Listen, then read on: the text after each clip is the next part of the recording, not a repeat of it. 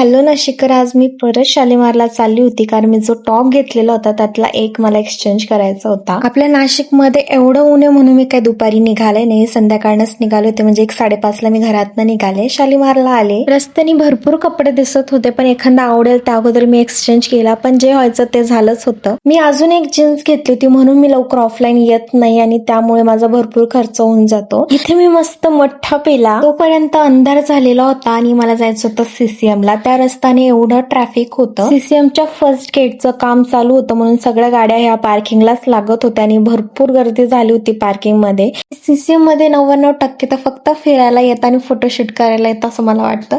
आज मला KFC खायचं होतं कारण खूप दिवसापासून ठरवत होते, तो दिवस आज उगवला.